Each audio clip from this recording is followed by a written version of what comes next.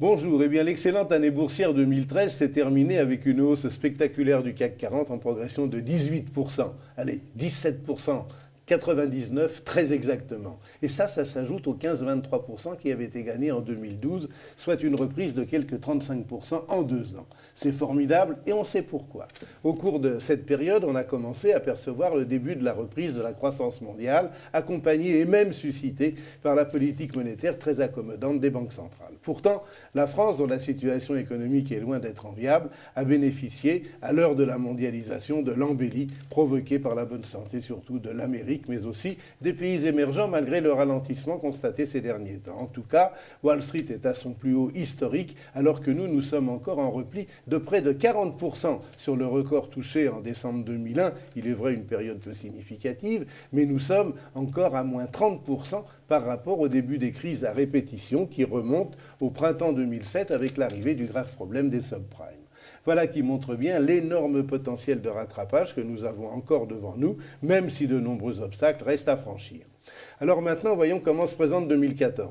Ça a mal commencé jeudi avec la première journée en forte baisse, mais ça c'était des prises de bénéfices. Et puis en fait, la véritable reprise du travail n'aura lieu que le 6 janvier, lundi prochain.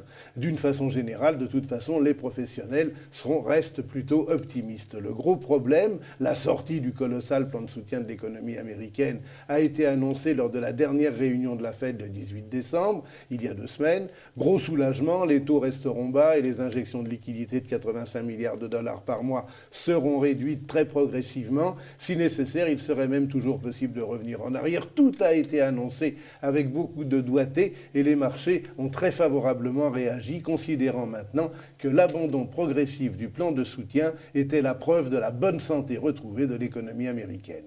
C'est une bonne nouvelle. Au niveau mondial, l'Amérique étant la première économie de la planète, tout le monde pourra en bénéficier et on s'attend à ce que très lentement, même l'Europe, la partie du monde la plus fragile, voit les premiers frémissements que nous avons constatés, premiers frémissements de reprise, les voit se confirmer au fil des mois, c'est déjà commencé.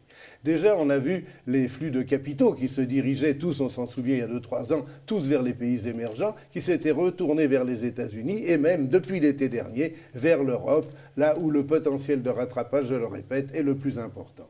C'est là que les marges des entreprises, très affectées par les crises, ont le plus de chances de remonter, alors que l'Amérique a retrouvé ses niveaux de marge d'avant-crise. Jean-François nous en parle dans 1 minute. Alors malgré tout cela, tout ne sera pas idéal. Il y aura toujours des impondérables. On pense notamment au niveau des dettes dans le monde qui reste considérable et à une nette hausse qui serait plus forte que prévu des taux d'intérêt à long terme, toujours fragilisés en période de croissance. Alors Jean-François, on revient sur les marges. On reste donc généralement optimiste, notamment en ce qui concerne cette augmentation des marges des bénéfices des entreprises européennes. Expliquez-nous ce phénomène. Oui, alors je vais commencer par vous surprendre en vous indiquant que c'est en zone euro, d'après les économistes, mais ils sont tous d'accord, que l'accélération de la croissance va être la plus forte en 2014. La plus forte ou la moins lente? La plus forte, la plus forte. L'accélération de la croissance va être la plus forte. Ce qui est aujourd'hui annoncé, prévu, c'est que le Japon passe d'un taux de croissance de 2,9 à 2,5. Donc, léger ralentissement au Japon. La Chine devrait passer de 7,5 à 7,8, plus 0,3. Les États-Unis de 1,7 à 2,8, plus 1,1. La Grande-Bretagne de 1,9 à 2,5, plus 0,6. Et nous, en zone euro, de moins 0,4 à plus 1. Ce qui fait plus 1,4. Dans l'absolu, c'est le plus rapide. Donc, il n'y a aucun problème. C'est en zone euro que l'accélération de la croissance sera la plus forte. Et ce n'est pas insignifiant pour un investisseur. Parce qu'évidemment, cette accélération de la croissance va se retrouver dans les chiffres d'affaires des entreprises et dans leurs marges. Et donc là, nous pouvons attendre effectivement le rebond dont vous avez parlé. Puisque si on se reporte en 2007, les marges des entreprises aux États-Unis et en Europe étaient au même niveau, à 14%. Elles sont en 2009 tombées au même niveau, entre 8 et 9%. Le problème, c'est qu'aux États-Unis, elles sont maintenant remontées à leur niveau d'avant-crise, à 14%, alors qu'en Europe, nous sommes restés à 8-9%. Donc on voit bien qu'il y a une possibilité d'augmenter les marges, de revenir à la situation antérieure, très très importante, de 50%. Et on a déjà des prémices du fait que ça peut se réaliser. Pas plus tard qu'hier matin, les constructeurs automobiles ont publié les ventes d'automobiles en France au mois de décembre. Plus 9%.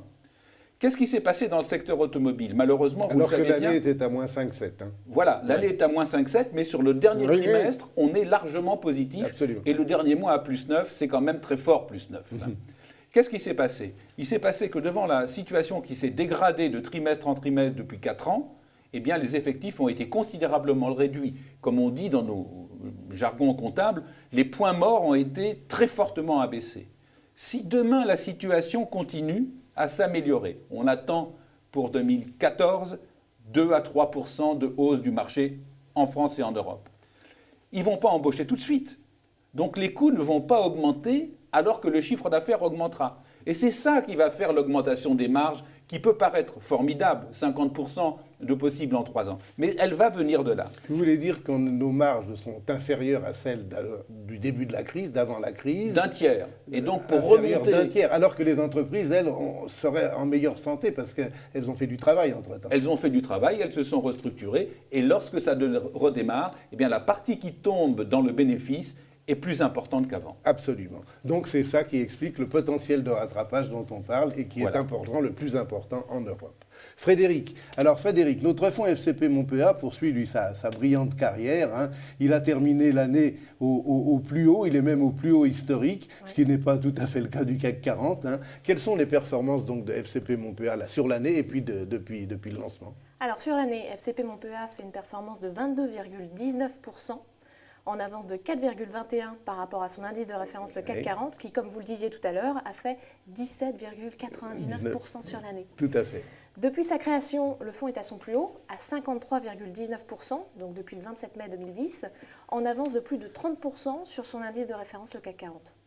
Donc ça se passe très bien. Ça, c'est formidable. Et puis on a terminé l'année réellement à notre plus haut de l'année, mais aussi à notre plus haut depuis que nous existons, depuis que FCP Montpéa existe. Alors, au cours des dernières séances, vous avez bien sûr réalisé de nombreux mouvements de façon, comme chaque fin d'année, on le fait tous les ans, à rééquilibrer la pondération du portefeuille, c'est-à-dire à donner à peu près le même poids à chacune de nos 25 valeurs.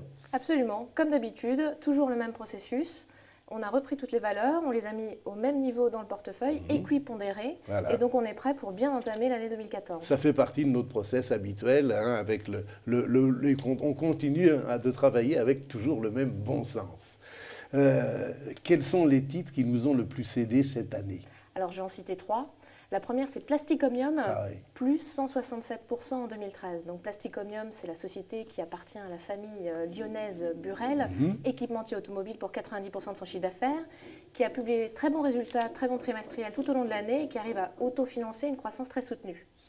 La deuxième, c'est EADS, que nous appelons désormais Airbus depuis le 1er janvier 2014, plus 89% sur l'année. Là, il y a eu beaucoup de prises de commandes tout au long de l'année avec le Salon du Bourget de Dubaï, plus de 1400 commandes. La 350 a volé et en fin d'année, Airbus a annoncé une réorganisation interne avec des perspectives d'amélioration de marge pour les prochaines années. Et la petite dernière, Bolloré, plus 65%. Donc là, un groupe actif dans les transports et la logistique en Afrique, qui a introduit avec beaucoup de succès son activité de stockage d'énergie et d'activité électrique Blue Solution, et donc qui a fortement contribué à la performance du fonds cette année. Alors merci en particulier à Plasticomium, à Airbus Absolument. Et à Bolloré. Jean-François, Frédéric, je vous remercie. Avec toute l'équipe d'Erasmus, nous souhaitons à tous ceux qui nous suivent, à tous ceux qui nous ont déjà fait confiance, tous nos vœux de santé, bonheur et prospérité pour 2014. Et là, je pense tout particulièrement aux équipes du réseau du CMNE qui nous accompagnent depuis le début de notre aventure. Nous espérons que vos clients, membres du CMNE et vous-même, êtes satisfaits de cette longue et fructueuse relation de confiance. De notre côté, nous ferons tout pour vous apporter le meilleur de notre expertise, et aussi bien dans les moments de tempête que dans ceux de reprise, que dans ceux de réussite, toutes les explications nécessaires pour que vous puissiez convaincre vos clients du soin qui est apporté à leur épargne. Comptez sur nous pour que cela continue. À tous encore, merci et bonne année.